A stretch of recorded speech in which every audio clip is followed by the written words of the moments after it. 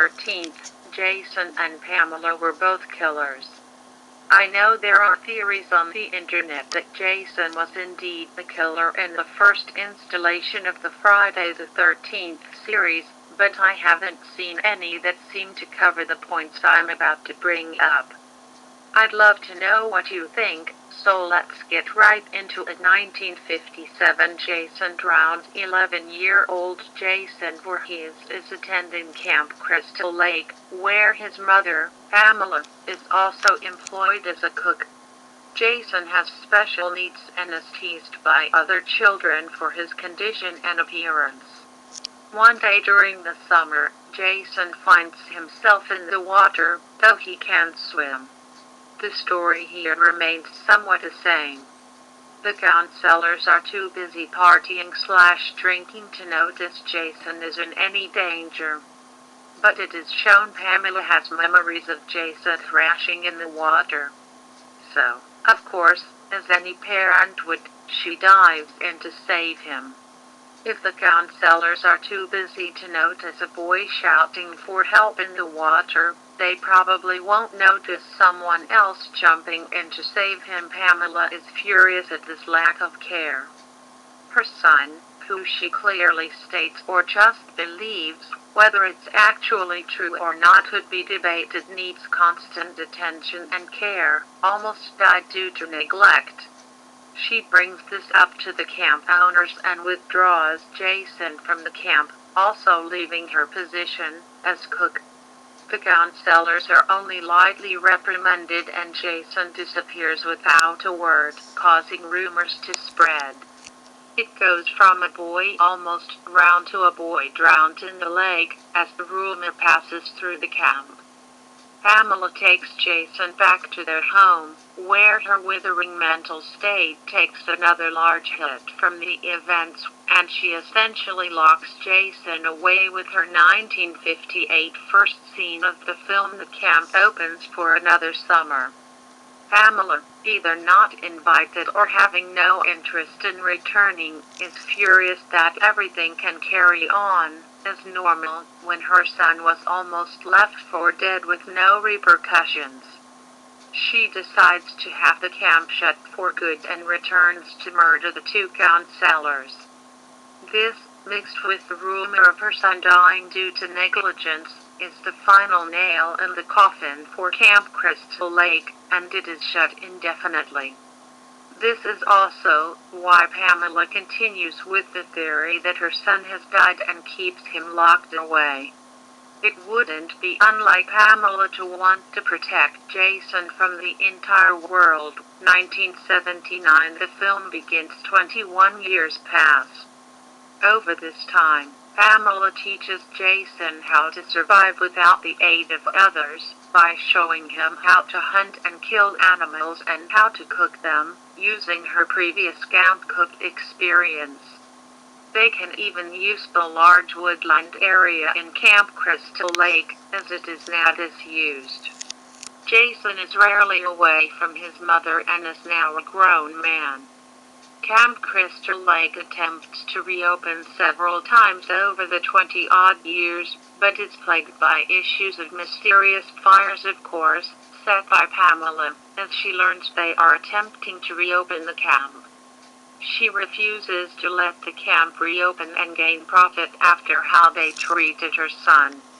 When she learns the son of the original owner is stepping in to reopen with a large budget, she realizes that she will have to do something big to make sure that not only the camp stays shut, but she can exact her revenge. Pamela takes her Jeep with Jason hidden in the back, which is why she keeps the back compartment up. She picks up Annie on the way to Camp Crystal Lake.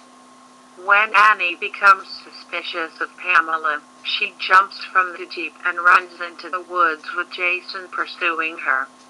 This explains why, when she is confronted with her killer, as she falls to the floor, she is so scared and threatened. If it was Pamela, she might have felt like she could run, but seeing the towering and deformed Jason has shocked her. When we briefly see the killer, There is no possible way it could be a woman of Pamela's stature. The person seems very broad and tall. At least taller than Annie, as she appears to look up to her killer, even when she's back on her feet. Also, notice the plaid shirt the killer is wearing. It's in similar fashion to the shirt Jason wears in Friday the 13th Part 2. It could be they were taken from the same person, or possibly even from Jason's father, though he doesn't have much mention in the film series. Jack's head and forced an arrow through a mattress in his neck. While a sharp arrow may have no troubles with this, keeping him detained with a single hand should prove difficult for Pamela. Deaths I do believe could have been made by Pamela are, not surprisingly, the off-screen deaths. Specifically Ned, who is shown to have his throat slit. Meeting Pamela wasn't too shocking or threatening, giving her ample opportunity to slash his throat while his guard is down. Bill also could have been murdered with the element of surprise, while attempting to reinstate the power to the camp. He is also seen to be struck with many arrows. While he could have just been stabbed point blank with them, as it appears obvious that Pamela likes to cause stress to the victims by leaving the corpses in horrifying states, it's also possible some arrows were fired into him, furthering Pamela/Jason's proficiency with hunting. Another murder I do believe was carried out by Pamela was the camp owner Steve. Seeing her in the woods didn't seem to faze him at all. There may be a chance he knows Pamela, as she previously worked at camp, but the only age we can go off for this character is his actor's age, who was 35 at the time of filming. This means he was 13 at the time of Jason's apparent drowning and 14 when the counselors were murdered. With Pamela being the cook, there's a good chance he won't recognize her now, especially in the dark woods. There is also a chance he didn't attend camp at all at this time.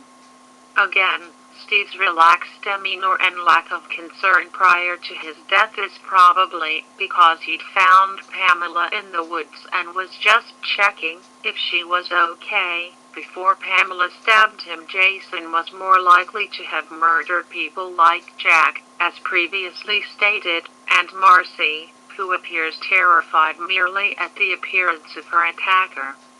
Again, someone brandishing an axe might be scary enough, as it is, but with Pamela's small stature and frame, it seems odd for these able-bodied young people to not feel like they'd be able to overpower her. Seeing a large man with a deformed face is more than likely to cause this reaction. I also feel like Jason would be far more proficient with an axe than Pamela, as we see her struggle with a machete later on in the film. But more on that in a bit.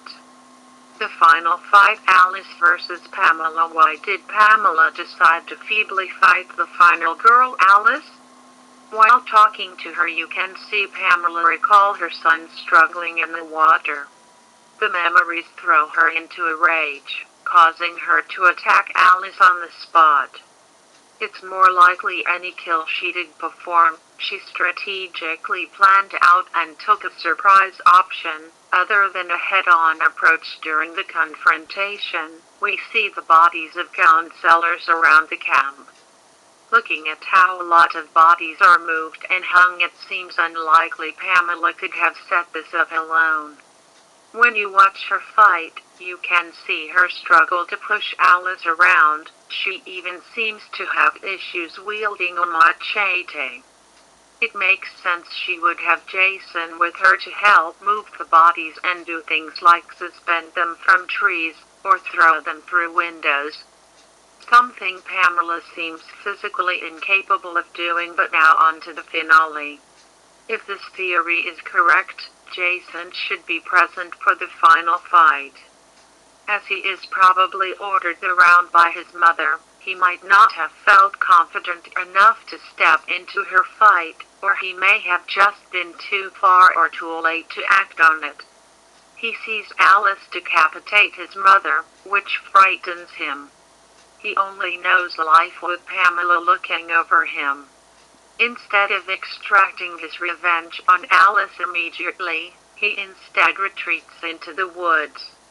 She also at this point would have pushed her boat out into the lake, and the canon of this film is Jason cannot swim, so won't be able to reach her.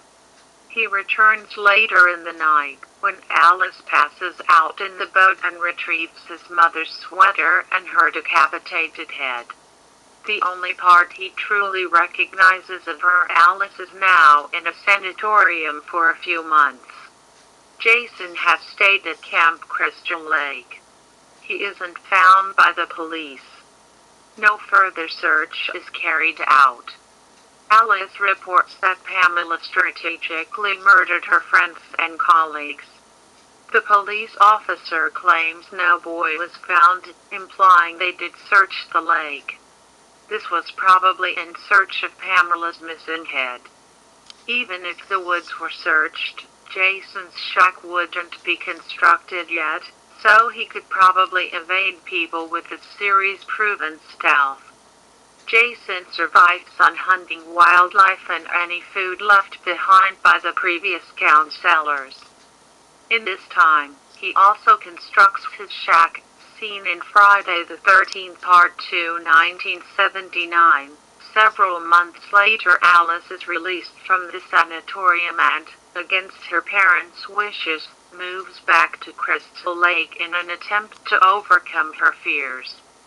This is, as we know, where Jason hunts her down to murder her. But based on this theory, how did Jason know where to go? My answer for that is simple: Crystal Lake, a small town in New Jersey. It's very possible Pamela knew of the counselors and their whereabouts before the events. Even if her exact address wasn't known, I believe Jason could have stalked Alice for her whereabouts and, using tactics he has learned from his mother, stressed his victim by leaving the head of his deceased mother in Alice's fridge before killing her. So this is my theory. I think it explains a lot of the inconsistencies between the first and second film, and honestly, it was really fun writing it up. If you either agree or disagree with some points, I'd love to hear them. Thanks for reading.